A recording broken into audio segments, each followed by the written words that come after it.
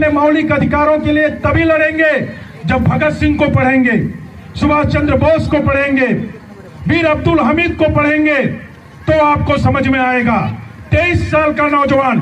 23 साल 6 महीना भगत सिंह पूरे देश के क्या पूरे विश्व के एम्पायर को हिला के रख दिए थे। जानते हो आप, 23 साल के नौजवान को अभी कह दिया जाए कि आप जो है 5 लड़के जुटा के दिखाओ, हमें संगोष्ठी करनी है, वो 5 लड़के शायद ही जुटा पाए।